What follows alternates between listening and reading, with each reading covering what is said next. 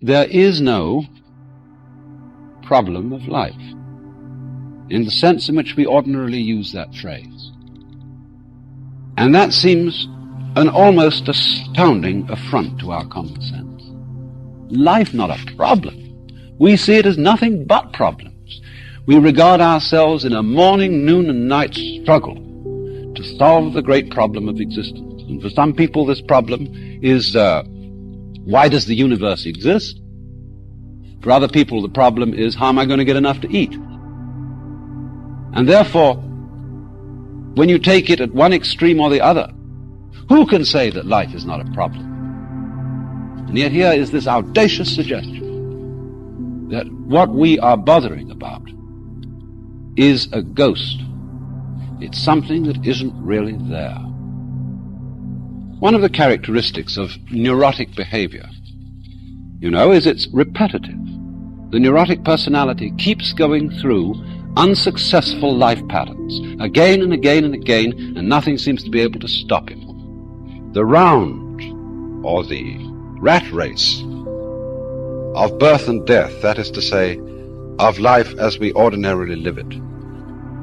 Because it is a round, it is a vicious circle, for the reason that we keep trying to solve problems that are not simply overwhelmingly difficult,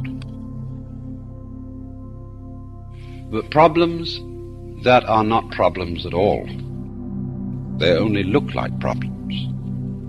And so when we tackle, impossible questions,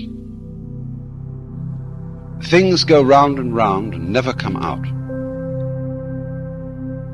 Now, take, for example, some of the many ghosts which haunt our minds.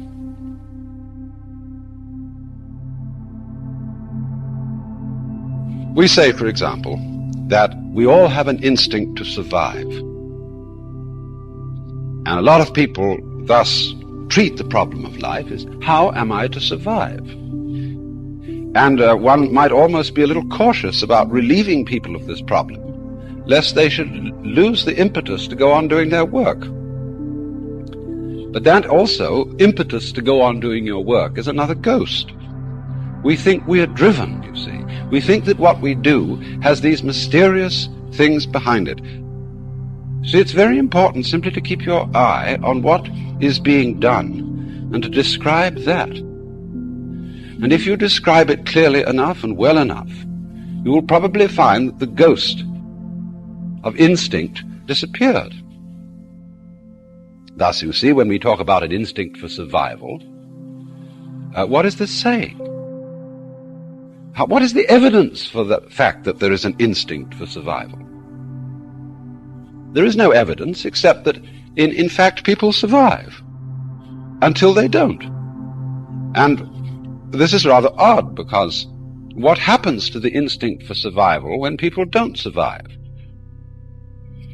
So, in this way, we find that when we try to explain some kind of behavior, some kind of activity, by supposing that there is a motivating force, a sort of incarnate spook behind the whole thing, what has really happened is that we haven't described what's going on sufficiently clearly. Now this comes out in another way. When we try to describe anything at all, and think that we are describing something that, as it were, exists all by itself. As I've often said, we are so bugged by the notion of stuff, stuff acting, stuff doing things. But all that is, is that the world strikes us as being material until we examine it closely. In other words, a distant nebula in the heavens looks like a solid star until you turn a giant telescope on it and you make out the clear pattern of a spiral nebula. In other words, the concept of stuff is a sensation that we get when we haven't examined things sufficiently closely, or when our instruments are not fine enough to penetrate what we're observing. But when the instruments are fine enough, what we get instead is pattern, and pattern is simply a form of behavior, of activity. Consider this in another way. Let's go back to the human organism and ask the question, well, what about its shape? How is it that a human organism is contained? All the organs are kept in by the skin. Well, we will describe, of course, the structure of skin and how it is that it holds together. But then we'll soon find out that we're also talking about the surrounding air, which impinges upon the human skin with a pressure of about 15 pounds per square inch, so that if it weren't there, we'd explode. Now, so the question arises, what is keeping the organism in shape? And we find out that it is not only what is going on inside the skin that keeps it in shape, but also what's going on outside the skin. And when we go on to describe this still more carefully, we discover that it isn't quite correct to say that it is the air that is doing this, or that it is the organism that is doing this. We begin to describe instead what Dewey and Bentley, in their very fascinating book, Knowing and the Known, call a transaction.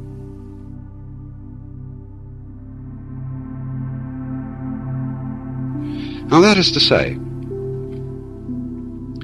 a buyer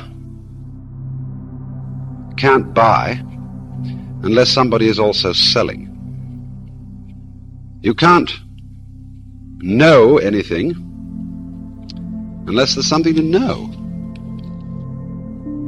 And this fact, you see, is constantly overlooked, that anything in the world, whether it's inanimate or animate, whatever it may be,